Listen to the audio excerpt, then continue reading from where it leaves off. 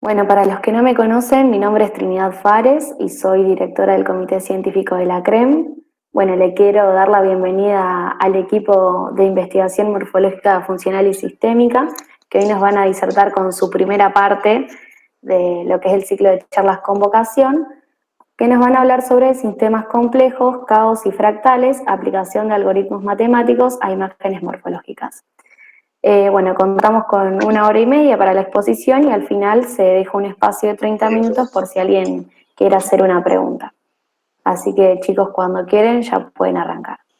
Bueno, primero, buenas tardes a todos. Primero, muchas gracias a todo el equipo de ACREM que siempre nos invita, que siempre participamos, ya sea las actividades y siempre está conectados con nosotros, ya sea por las redes sociales, por Instagram y las demás, y los mismos chicos. Bueno, nuestro equipo es un equipo, hoy no puede estar nuestra jefa, pero está coordinado por María Eugenia Cabral y Franco Faciuto. En nuestro equipo nace desde la Cátedra de Anatomía y lo que busca es establecer los puentes entre las ciencias básicas y la clínica médica, siempre aportando un método, una forma que a través de los estudios matemáticos, que ahora después nuestro compañero Rubens va a ampliar un montón. Así que lo queremos dejar eso en claro, que es un equipo que está coordinado por ella y todas las personas que estén interesados en también formar parte se tienen que comunicar con nuestras redes sociales, que luego la vamos a pasar, y tanto Euge como Franco son los que coordinan, los que se encargan también de hacer los ingresos. Así que muchísimas gracias a todos por la invitación y espero que disfruten este primer encuentro y vayan preguntando todo lo que sea necesario. Muchas gracias. Bien, voy a ser el primero a presentar, voy a compartir pantalla.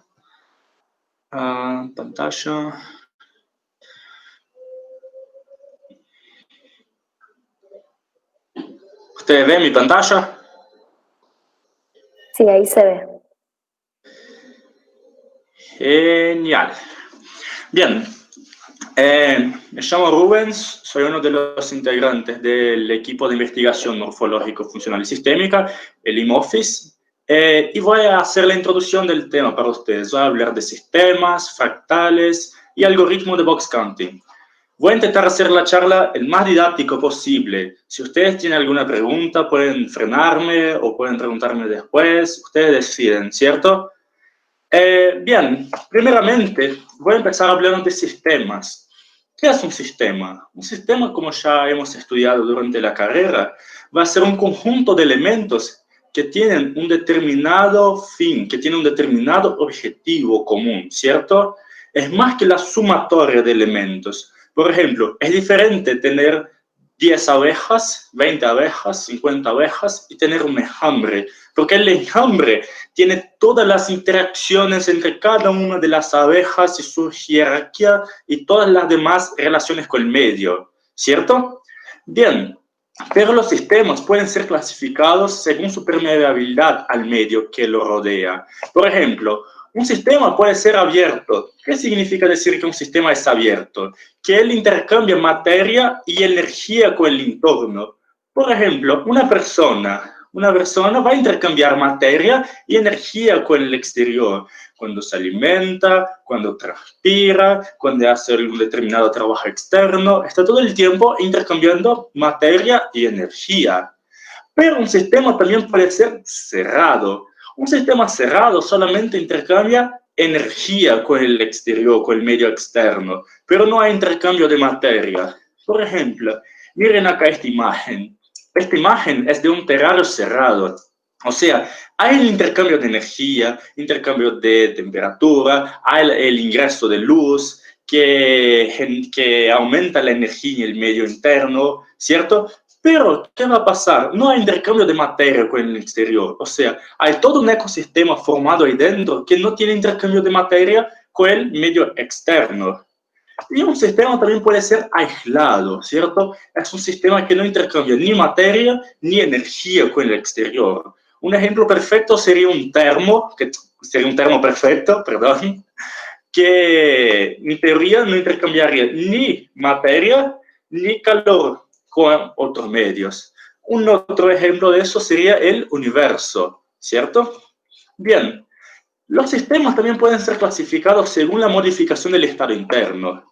Un sistema puede ser estático cuando no ocurren procesos dentro del sistema. Generalmente son sistemas teóricos. Ustedes van a ver mucho eso en los libros de física, por ejemplo. Pero en la naturaleza los sistemas son dinámicos, o sea, hay procesos. Por ejemplo, cuando miramos esta olla, hay el ingreso de temperatura, hay la elevación de la temperatura, hay la pérdida de agua, hay el ingreso de oxígeno dentro de la olla, hay diversos procesos ocurriendo en esta olla llena de agua en la cocina, ¿cierto?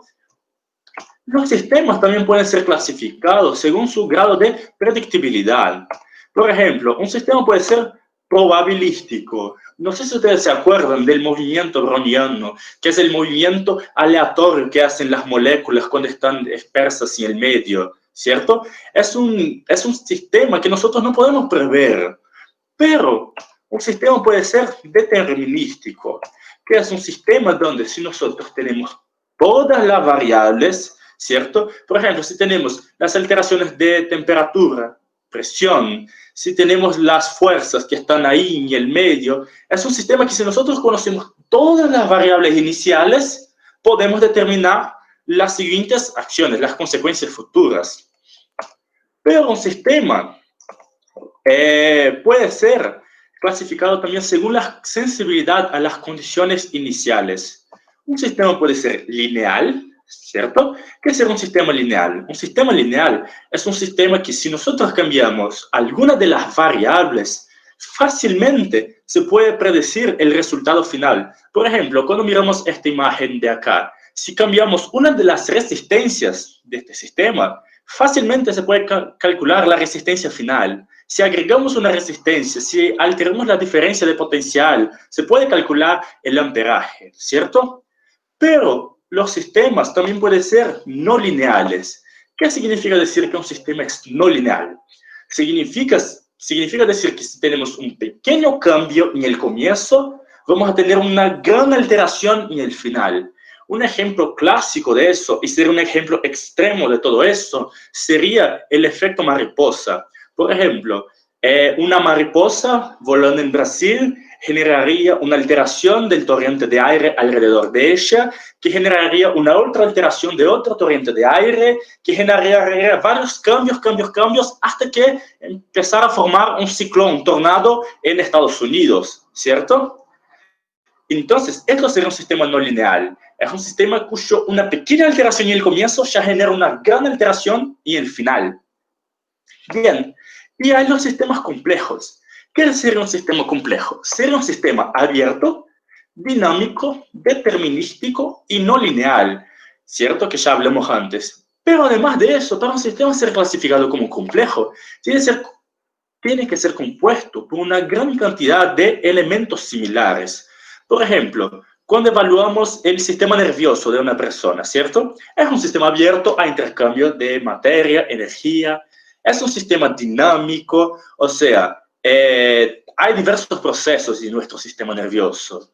Es un sistema determinístico porque si nosotros en teoría conociéramos todas las variables dentro del sistema nervioso, podríamos calcular las consecuencias siguientes. Y es un sistema no lineal porque si nosotros alteramos una pequeña vía nerviosa, vamos a tener una gran alteración en el final. Además de eso, va a ser compuesto por una gran cantidad de neuronas, ¿cierto? Hay otros tipos celulares, ¿cierto? Pero vamos a enfocar en las neuronas en este momento, ¿cierto? Tenemos varias cantidades de neuronas, que serían de elementos similares. Y eso genera propiedades emergentes. Por ejemplo, supongamos que nosotros tenemos 15 neuronas, ¿cierto? 15 neuronas, una al lado de la otra. ¿Qué va a pasar? 15 neuronas no tienen memoria. Una neurona aislada no tiene memoria. Pero si yo tengo 15 neuronas interactuando perfectamente entre sí, vamos a tener una nueva propiedad que no puede ser explicada por ninguna de las neuronas aisladamente, que sería, por ejemplo, la memoria, ¿cierto? Y una otra característica de los sistemas complejos es la capacidad de autoorganización. ¿Qué sería eso? Sería yo cambiar mis condiciones internas para resistir a los cambios externos. Eso también es llamado de alostasis. O sea, yo cambio mi comportamiento para resistir al medio externo. Y los sistemas complejos presentan propiedades fractales. Bien, ahora voy a hablar un poco de qué son los fractales. Muchos de ustedes quizás hayan visto alguna imagen así, ¿cierto? Son unos dibujos muy lindos. Yo ya vi algunas personas que tienen tatuados, pero pocas personas saben definir qué es un fractal. Un fractal va a ser una figura que, si nosotros analizamos a diferentes grados de ampliación, va a tener características similares. Por ejemplo, mira este dibujo acá que estoy mostrando. Este dibujo, si yo lo amplío, voy a tener un dibujo con características similares. Y si yo lo sigo ampliando, voy a tener siempre dibujos con características similares. Un otro ejemplo de una forma fractal sería, por ejemplo, el triángulo de Sierpinski. El triángulo de Sierpinski es un triángulo normal, ¿cierto? Equilátero, que fue removida la parte central. Y de los tres triángulos siguientes, removemos la parte central. Y de los 9 triángulos restantes, removemos la parte central. Y hacemos eso infinitamente. Un otro ejemplo sería la curva de Koch, ¿cierto? Pero la definición de fractal abarca mucho más que estas figuras perfectamente autosimilares. La definición de fractal está mucho más relacionada con la rugosidad. Por ejemplo, miren acá la Inglaterra. La Inglaterra acá tiene su rugosidad. Y si ampliamos la imagen de Inglaterra, ella va a seguir teniendo rugosidad. Por ejemplo, miren esta imagen acá. Acá tenemos dos dibujos de la superficie de Inglaterra, ¿cierto? El dibujo a la izquierda tiene propiedades fractales. El dibujo de la derecha no tiene propiedades fractales.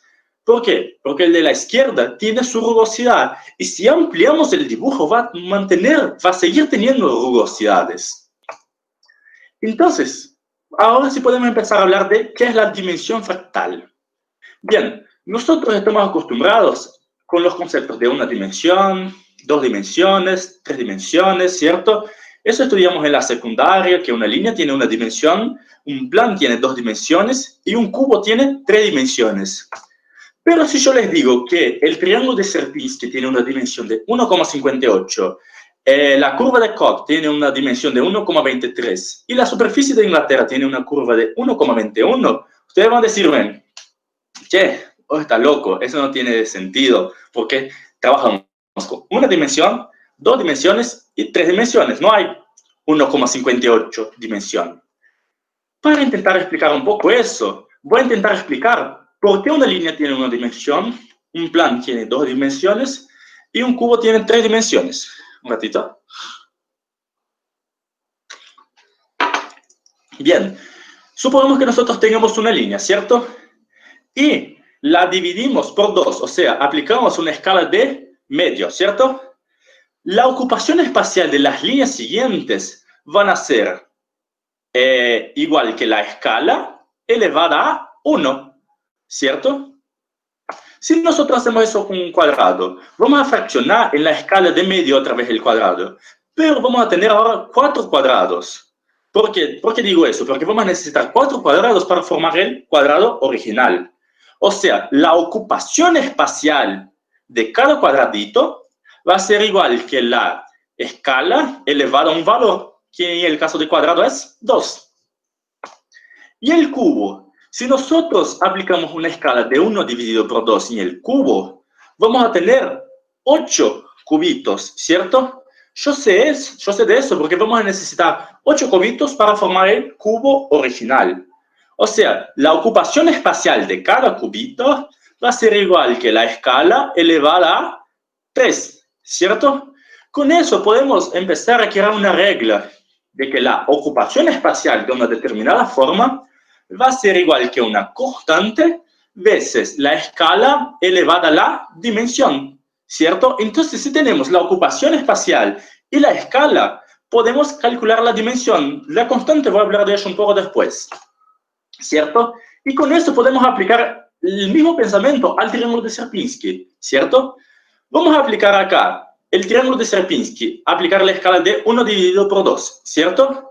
Si yo divido en la escala de 1 dividido por 2, voy a tener 3 triángulos, tres triángulos más chicos, ¿cierto? Yo sé de eso porque voy a necesitar 3 triángulos chicos para formar el triángulo original.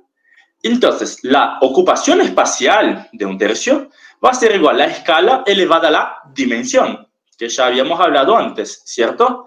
Entonces, si nosotros hacemos los cálculos y aplicamos el logaritmo, vamos a tener que la dimensión del triángulo de Sierpinski va a ser igual que 1,58, ¿cierto? Bien, entonces, voy a intentar dar una aplicación de eso. Por ejemplo, nosotros podríamos trabajar con el triángulo de Sierpinski tratándolo como un objeto de una dimensión, o sea, trazamos una línea que pasa por todos los puntos del triángulo de Sierpinski, ¿cierto? Pero si hacemos eso, vamos a tener una línea con una dimensión, con una longitud infinita, ¿cierto? Y si lo tratamos como un objeto de 2 dimensiones, o sea, un plano, y sacamos la porción central. Los triángulos siguientes, sacamos la porción central. Vamos a tener una figura de 2 dimensiones cuya el área va a ser igual que 0. Entonces, tratar el triángulo de Sierpinski como un objeto de una dimensión puede ser no tan interesante. Y tratarlo como un objeto de 2 dimensiones también puede ser no tan interesante. Entonces, si lo tratamos como un objeto de una dimensión de 1,58, va a ser más fácil de trabajar con el triángulo de Sierpinski y así podemos hacer cálculos con él, ¿cierto? Hay una otra forma de calcular la dimensión de una determinada forma, que sería a través del algoritmo de box counting. Por ejemplo, si yo tengo un determinado círculo, ¿cierto? Y quiero saber su dimensión. Nosotros sabemos que si doblamos el radio, o sea, si el radio es multiplicado por 2, el área va a ser multiplicado por 4, ¿cierto? Pero no es posible poner 4 círculos dentro del círculo original. Entonces, hay una otra forma de calcular la dimensión de este círculo, ¿cierto? Que va a ser a través del algoritmo de box counting. Nosotros vamos a poner este círculo en una grilla, ¿cierto? Y vamos a contar cuántos cuadraditos son ocupados por el círculo, ¿cierto? Y vamos a hacer eso con el círculo mayor. El círculo menor tiene 69 cuadraditos ocupados y el mayor 270. Y podemos aplicar la misma fórmula. Vamos a llamar la ocupación espacial del número de cajas contadas.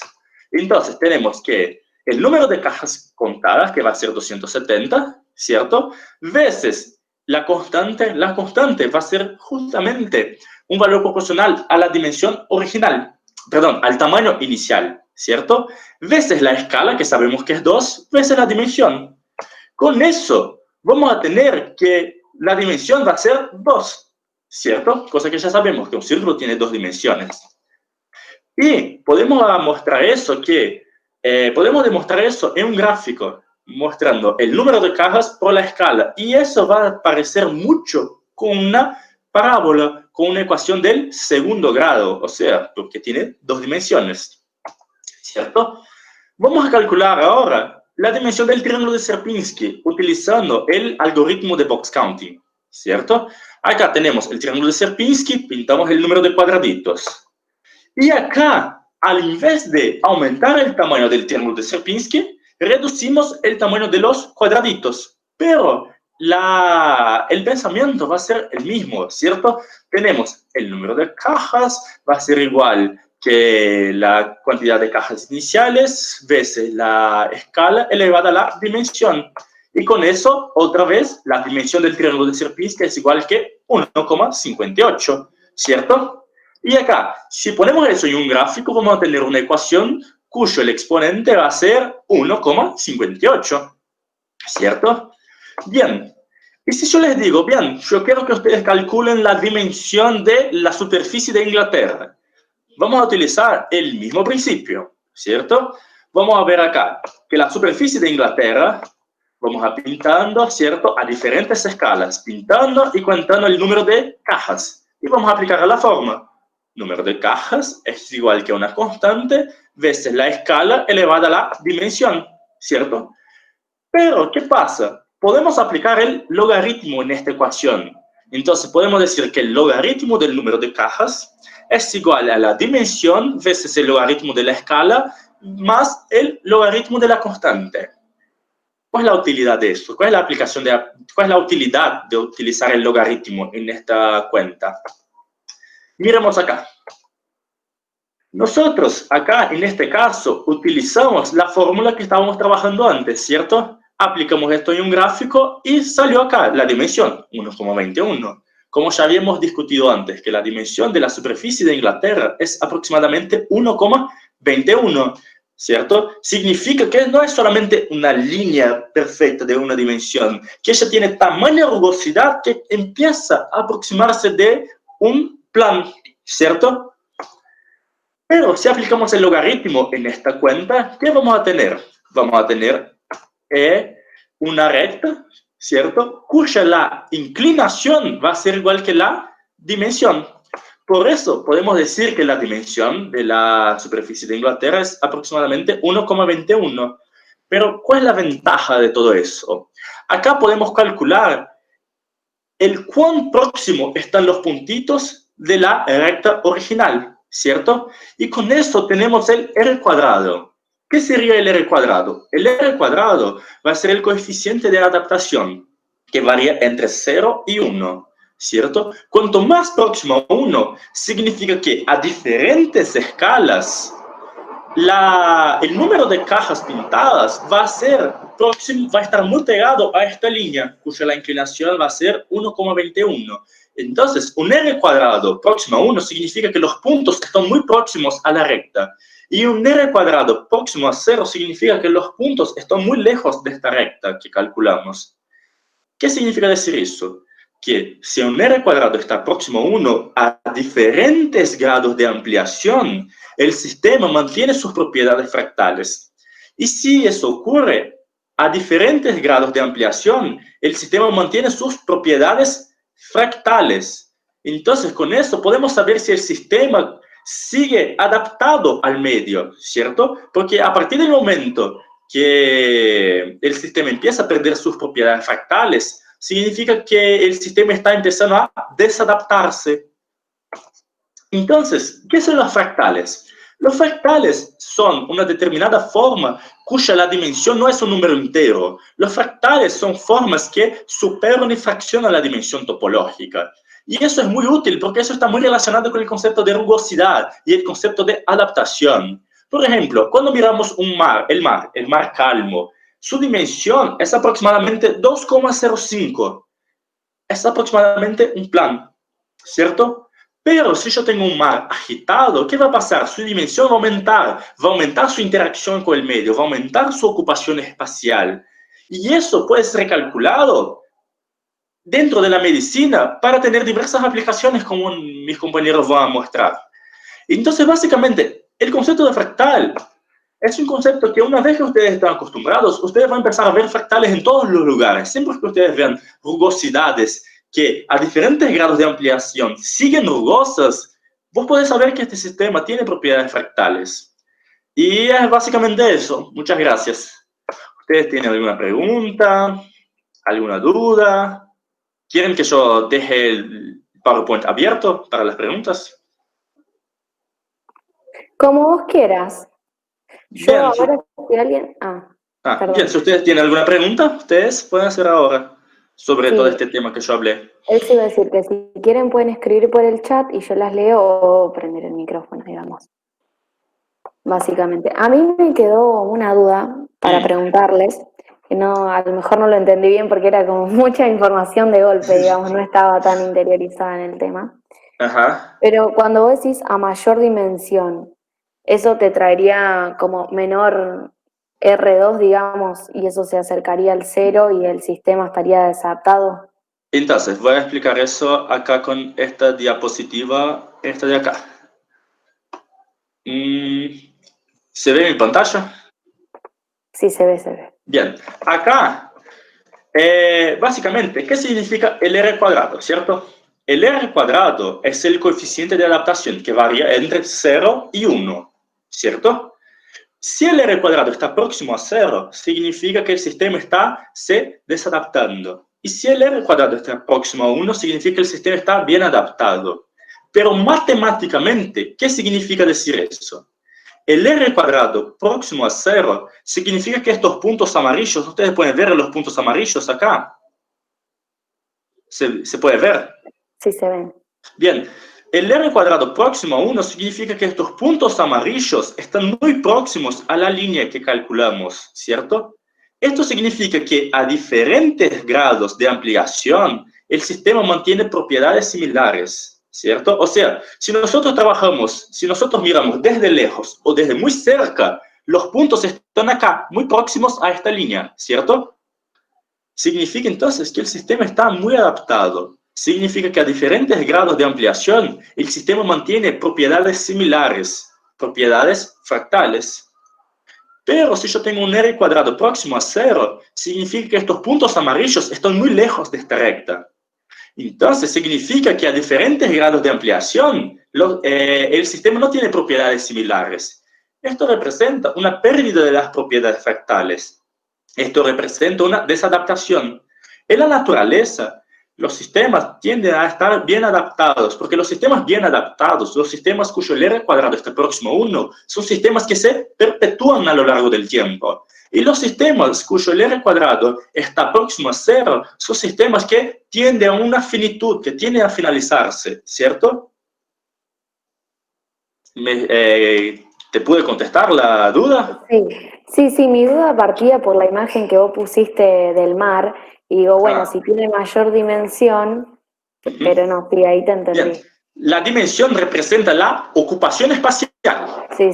¿Cierto? Entonces, por ejemplo, el mar plan, si miramos el mar desde arriba, vamos a tener, si el mar está, digamos que calmo, vamos a tener una dimensión que es aproximadamente un plan, 2,05.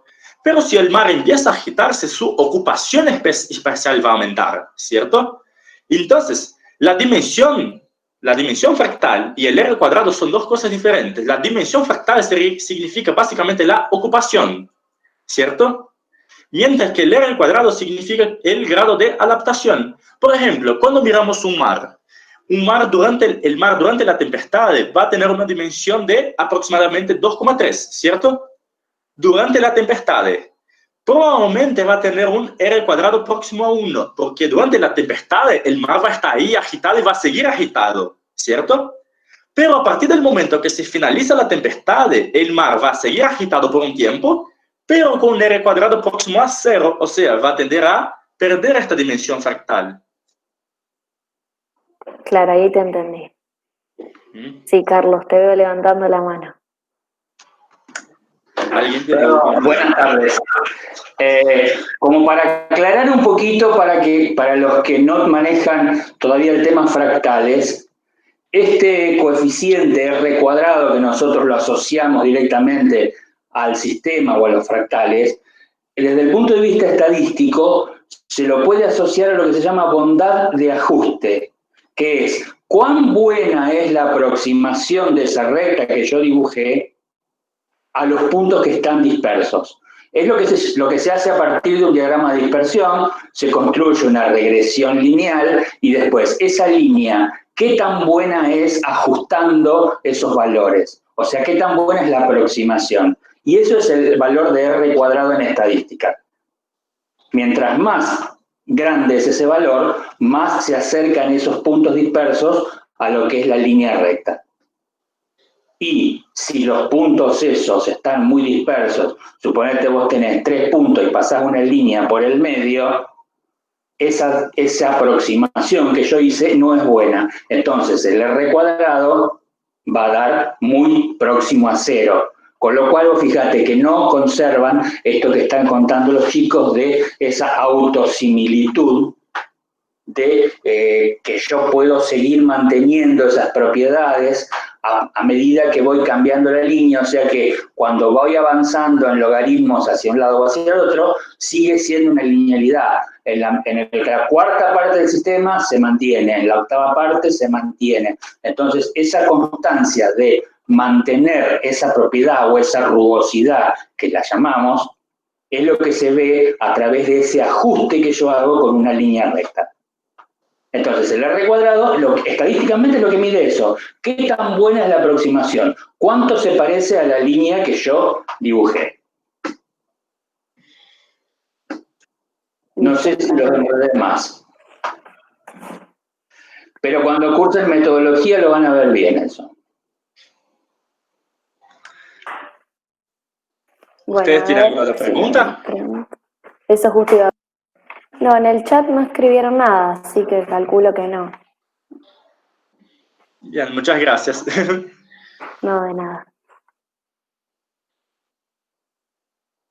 Ahora creo que Fabri va a empezar a presentar. Acá estoy. Ahí vamos a compartir pantalla. ¿Presentar ahora, no? Sí. Pantalla completa. Ahí se ve cuando... Ahí se está compartiendo. Ahí está. ¿Está? Buenísimo. Sí, se ve bien. Ocultar. Bueno, primero, buenas tardes a todos. Mi nombre es Fabricio Tradachino. Trabajo en equipo InMoffice hace 3 años ya. Soy becario del grupo. Y en esta parte nosotros, como lo que queremos mostrar, transmitir, es que todo lo que explicó Rubens lo aplicamos a distintas áreas de la medicina, que vamos a intentar mostrarlas tanto hoy como en el próximo encuentro. Uno de esos espacios en los cuales vamos a mostrar los fractales es el cuerpo humano.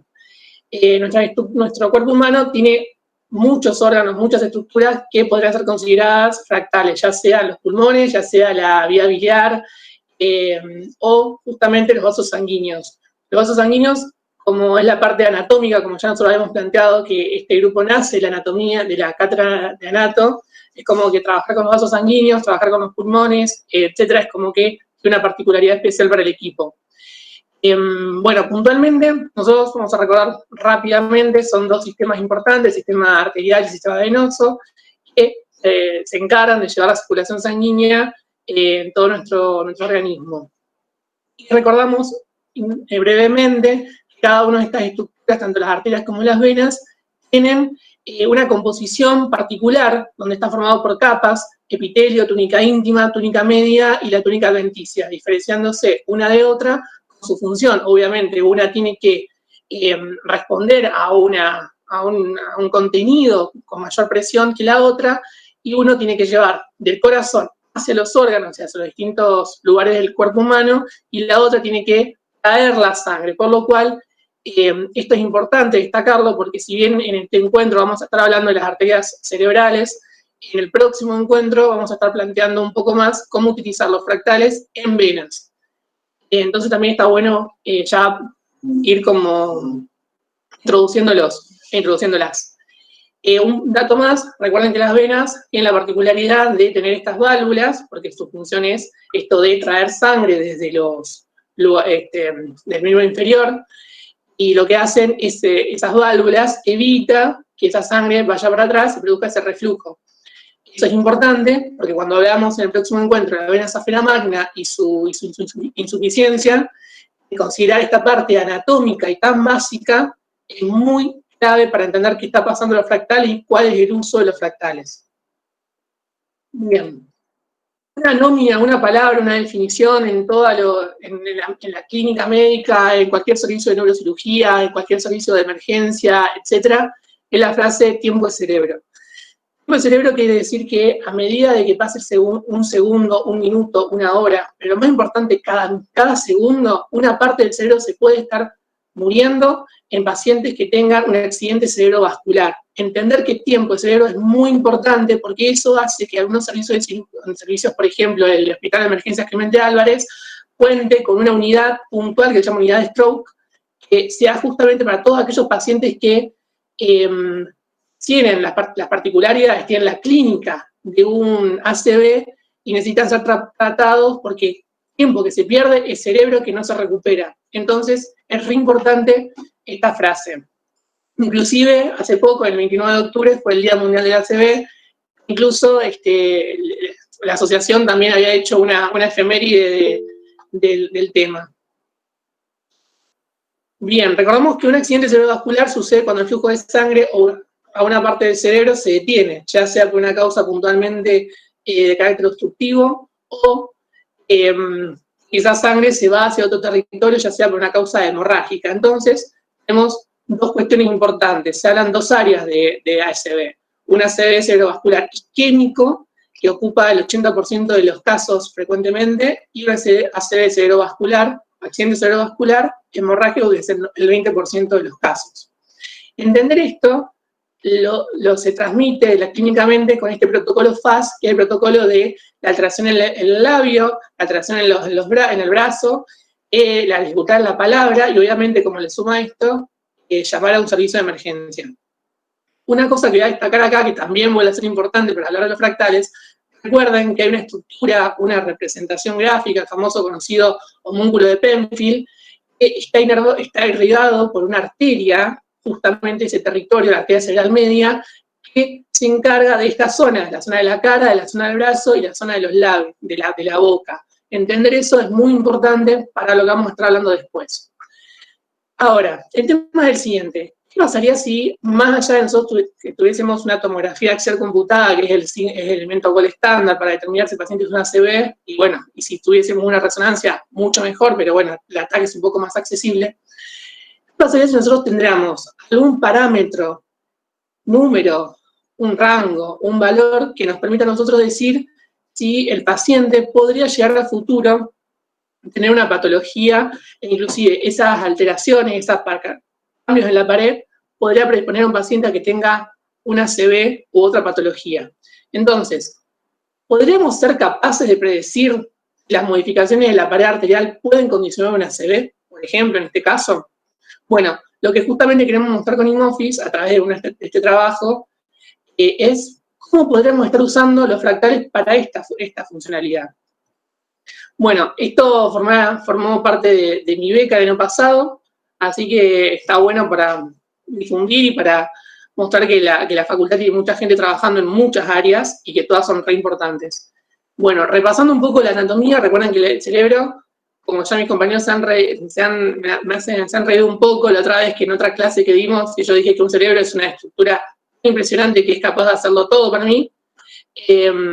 Fíjense que está irrigado por un montón de tres arterias importantes, y esas arterias van formando las colaterales, las ramificaciones, sus terminales respectivas, y forman todo ese arco arterial, por así decirlo, ese cerebro, mejor dicho, ese cerebro arterial que está dibujado en esa imagen.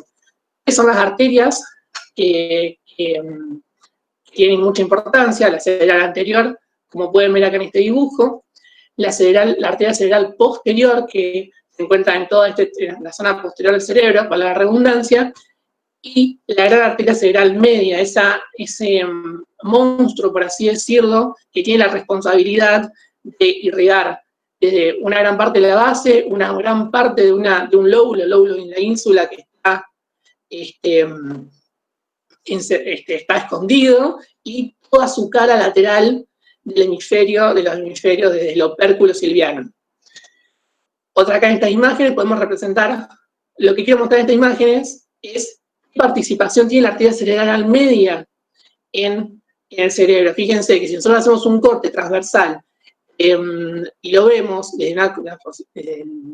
internamente, la arteria cerebral media ocupa ese territorio, pero si lo vemos desde afuera, fíjense la gran superficie que la arteria cerebral media está irrigando, más allá de estos lóbulos, más allá, recuerden también las áreas de Broca, de Wernicke, con sus funciones en el lenguaje, en la comunicación, en la audición, etc.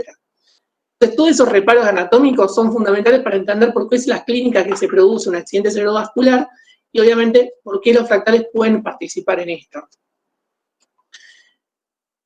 Bien, hicimos acá en nuestro equipo de investigación. Nosotros lo que hicimos es tomar la arteria cerebral media, la estudiamos desde su origen, todo su tronco arterial y sus ramas colaterales y sus ramas terminales. ¿Qué utilizamos? Utilizamos la angiotomografía tridimensional, que es el estudio gold estándar, por el cual nosotros lo que siempre usamos en todo nuestro trabajo, cada uno que van a ver que comparamos nuestro método con el mejor método para saber si lo que nosotros nos está mostrando realmente el método gold estándar también lo muestra. Es como ir comparando constantemente si nosotros lo que estamos haciendo lo estamos haciendo bien. Además, Es importante destacar esto. La arteria cerebral media, desde el punto de vista neuroquirúrgico, se subdivide en 4 segmentos. El segmento M1, que es esfenoidal, que quiere decir que es un segmento va del inicio de la arteria cerebral media, que parece que es una de las ramas terminales de la carótida interna, hasta la fisura ciliana. De la fisura ciliana se mete al lóbulo de la ínsula, ese lóbulo que queda dentro del cerebro, por así decirlo, más escondido, y forma el segmento M2.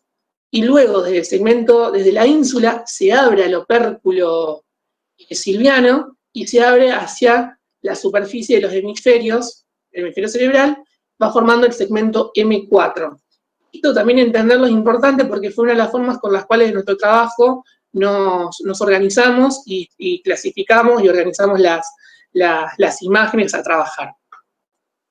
Acá pueden ver lo que es una angiotomografía. Nosotros cuando vamos a los servicios de hemodinamia, nos dan una de estas imágenes a cada uno de los pacientes que se tienen que hacer una de las consultas, se le hace este estudio a una angiotomografía. Se le pone un colorado o un contraste. Fíjense cómo aparece en la imagen la arteria cerebral media, esa que se ven a la derecha, que va saliendo hacia uno de los costados. Fíjense que muestra justamente las imágenes anteriores gráficas de esos dibujos. O sea, esto es algo real de una paciente de servicio y la cual estudiamos nosotros. Para este trabajo nosotros usamos 43 imágenes que fueron elegidas al azar porque nosotros sabemos cuándo viene el paciente, nosotros vamos al servicio, vamos ese día, y fueron dadas por el Hospital Provincial de Rosario, y una vez que tuvimos esas imágenes, fueron segmentadas con el programa Input 2.8 y se fueron analizadas a través del programa FracOut.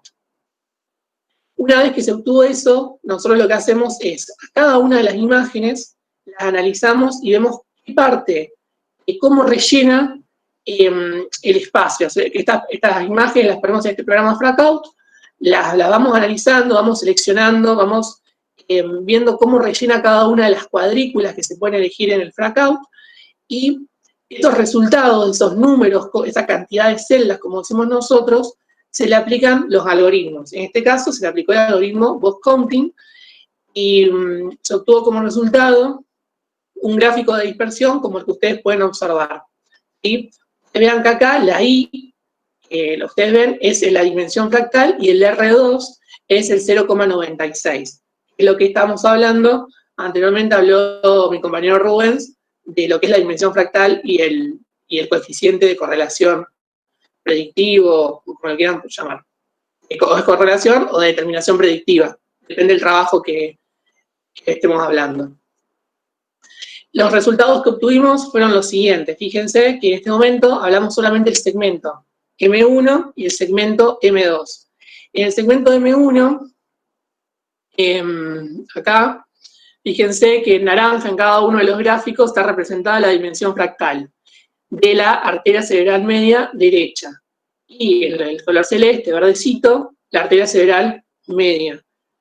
Vean que nosotros, cuanto menor es la dimensión fractal, cuanto menor es el valor de este color naranja, para hacerlo más gráficamente, quiere decir que ocupa menos en el espacio, o sea, se repite menos, rellena el espacio mucho menos. Y el verde, estamos hablando, perdón, el verde de acá abajo, este verde de acá abajo, que es el R2, quiere decir que cuanto más chico es, menos se adapta, y cuanto más grande es, más se adapta.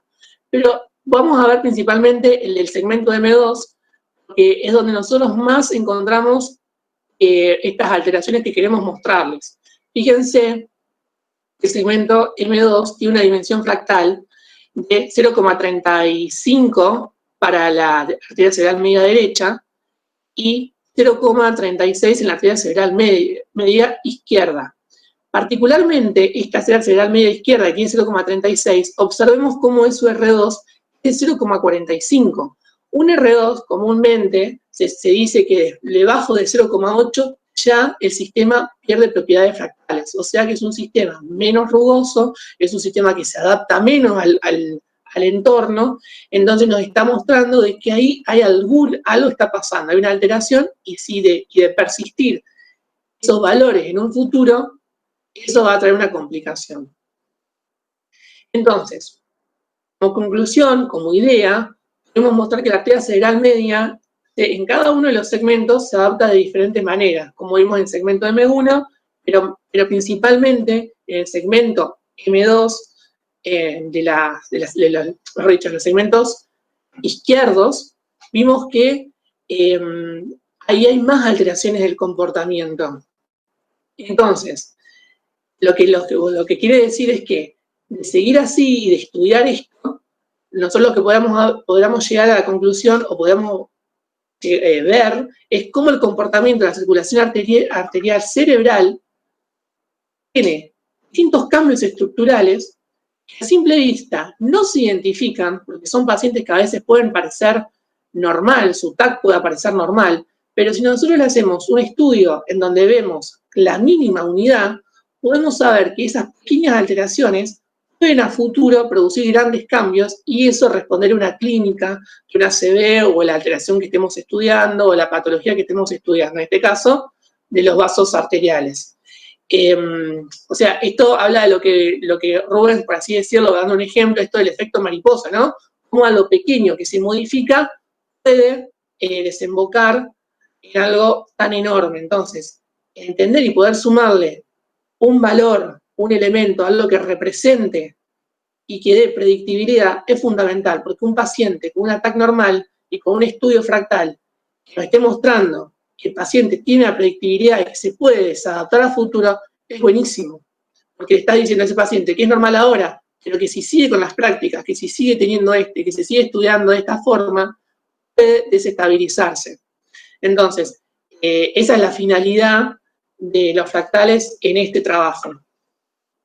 No quería dejar de destacar también el papel de todo el equipo, con quienes nosotros vamos a estar hablando, el próximo encuentro van a estar hablando más compañeros y compañeras, pero son todas estas personas que acá están nombradas las que le ponen el hombro, las que se analizan todas las imágenes y las que debatimos, las que hablamos, las que entre risas también aprendemos y las que formamos también lo que es IMOFIS. Obviamente a la cabeza nuestra gran querida jefa María Eugenia Cabral y nuestro coordinador general Franco Facciuto.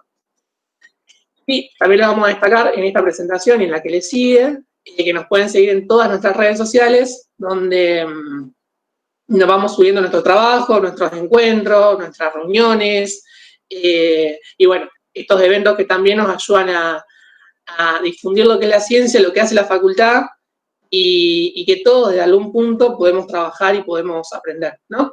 Así que eso, muchísimas gracias. Y los que necesitan, los que consideran hacer una consulta, una pregunta, estoy a su disposición. Buenas tardes, mi nombre es Juan Ignacio Anstenguiste, soy, como mis compañeros anteriores, miembro del equipo de investigación morfológica, funcional y sistémica. Y en este caso, también, digamos, vengo a presentar un trabajo con el que estuvimos utilizando el algoritmo de box counting que vinieron explicando mis compañeros. Esta vez aplicado a cómo se fue distribuyendo territorialmente el coronavirus.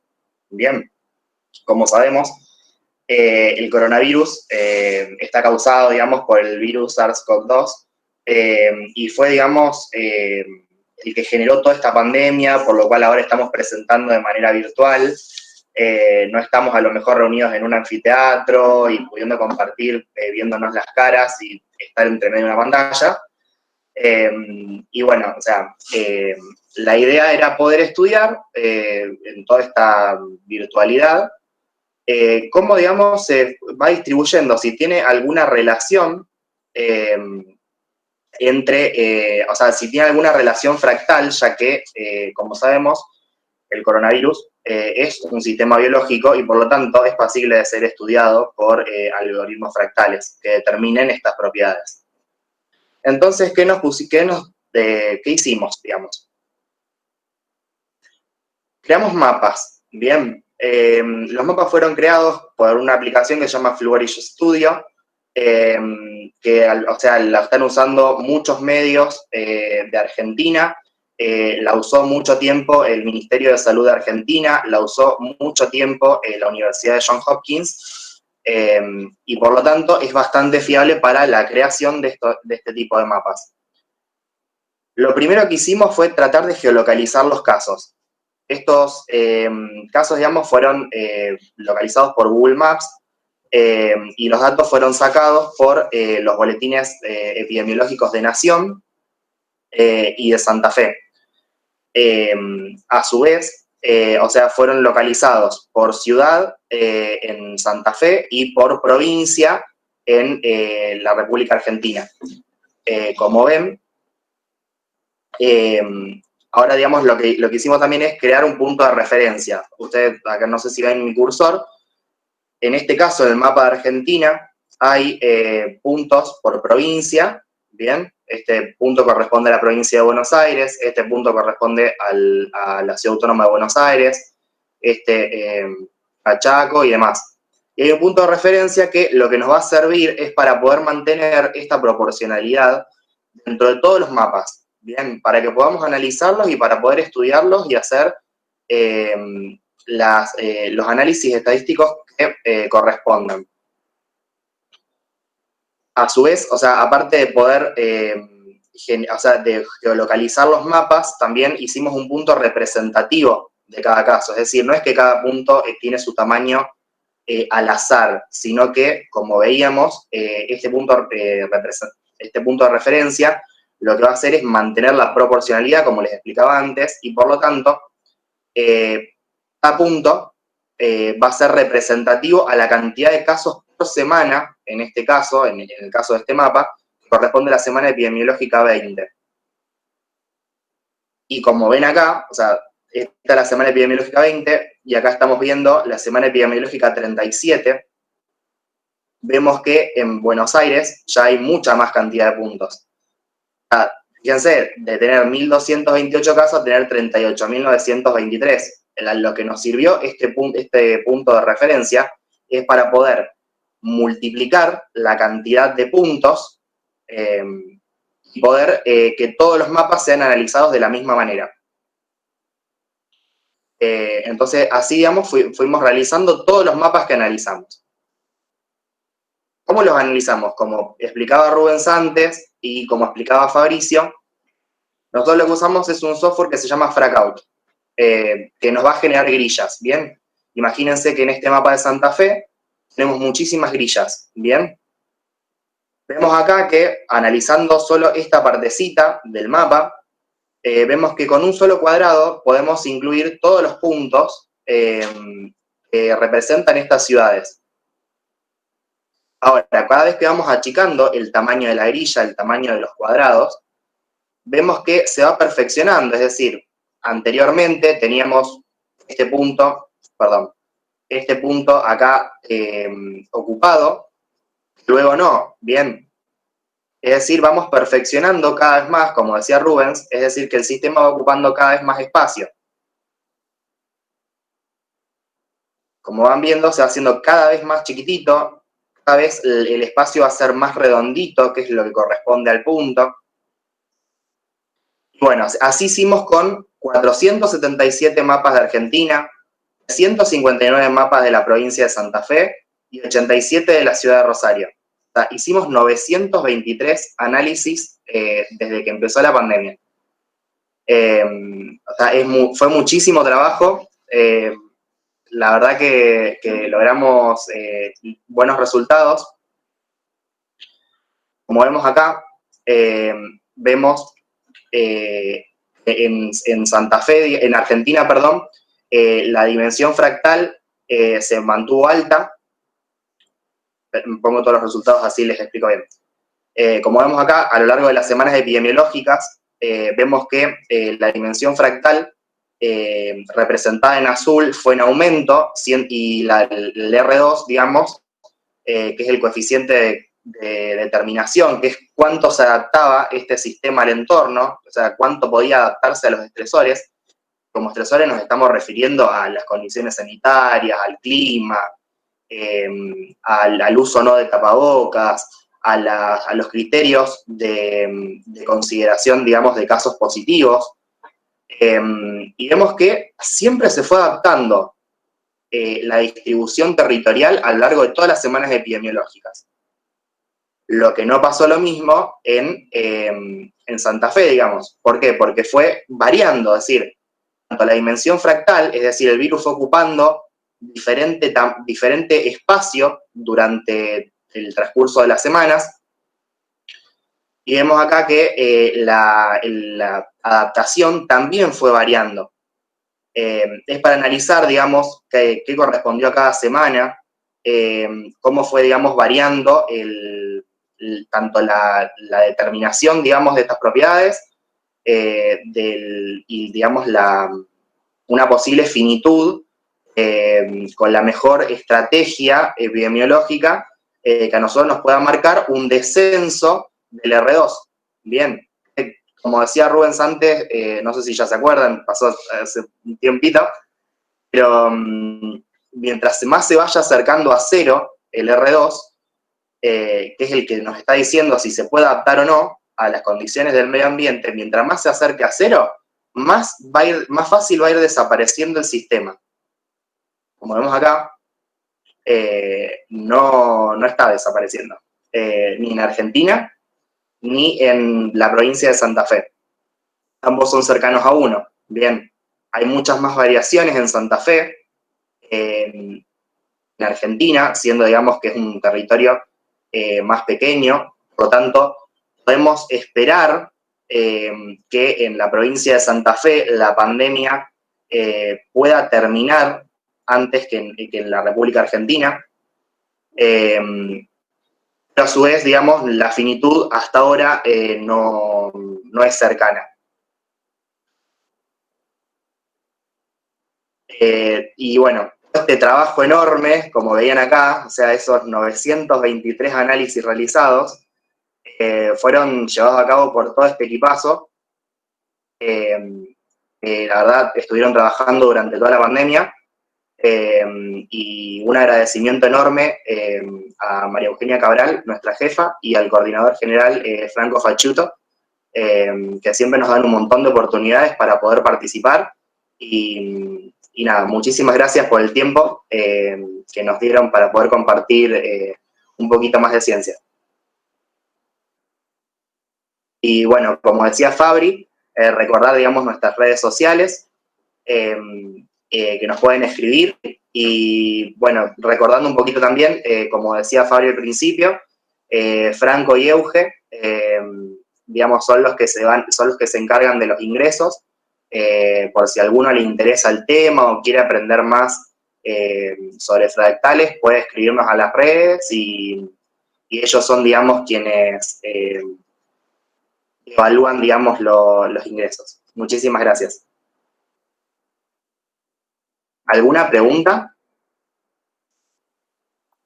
Bueno, ahí en el chat no llegó ninguna pregunta, pero no sé si están leyendo, pero les mandan felicitaciones para todo el equipo y que los admiran por el trabajo que están haciendo.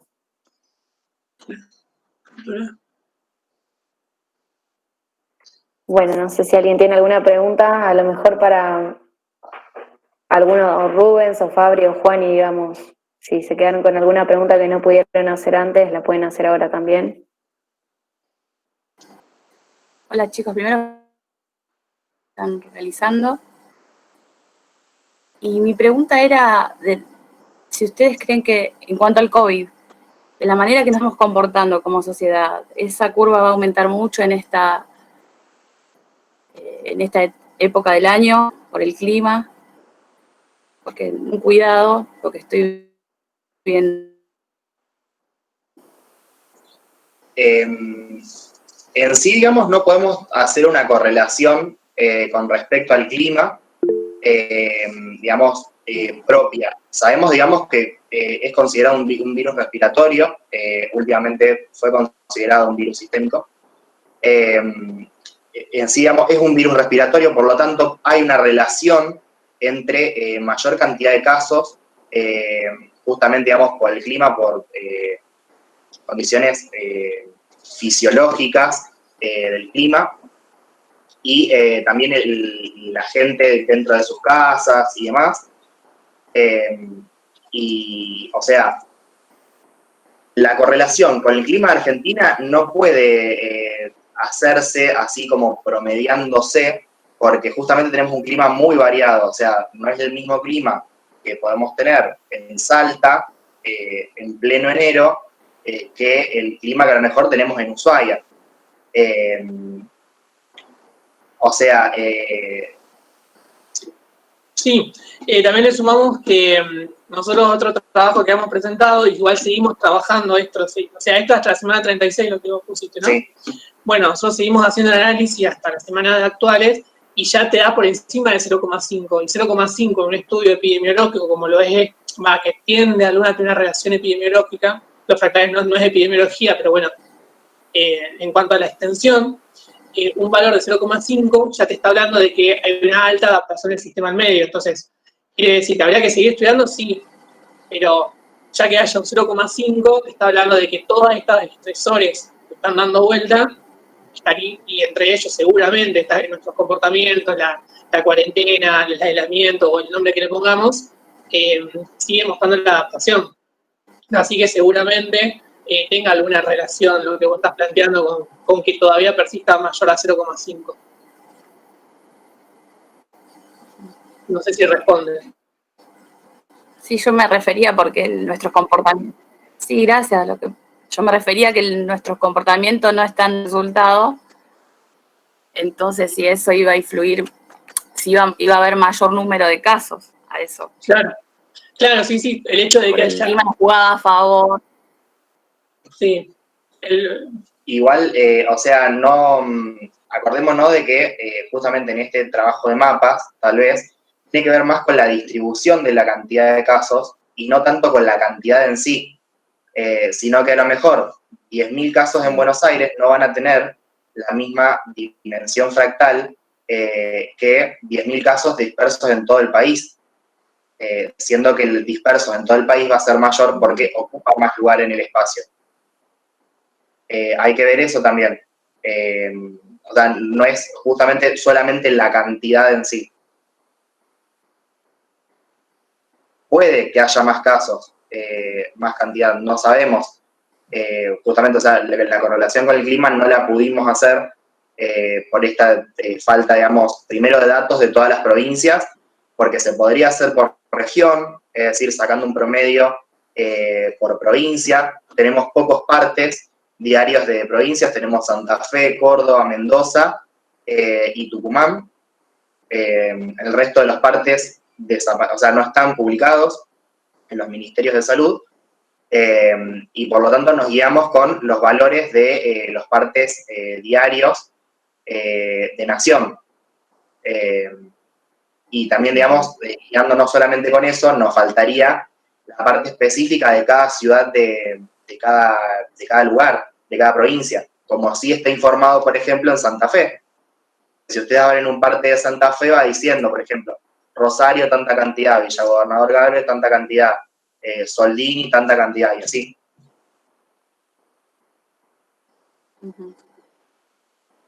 Si no sería claro, un solo mapa, si no sería, perdón, un solo punto dentro de la provincia y no sería, ya sé, ¿cómo? Varios. Claro, no serían varios y seguiríamos, digamos, con el mismo resultado que hacemos en Argentina entero, por más de que nosotros analicemos solamente una provincia. La idea de analizar un territorio más pequeño es poder ver la distribución de puntos más exactos en cada lugar.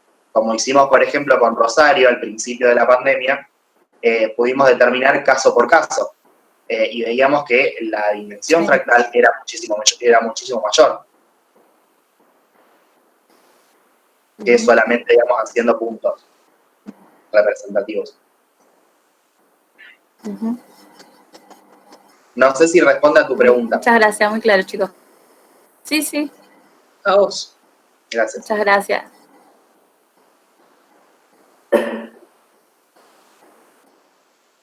¿Alguien que tenga alguna otra pregunta para hacer?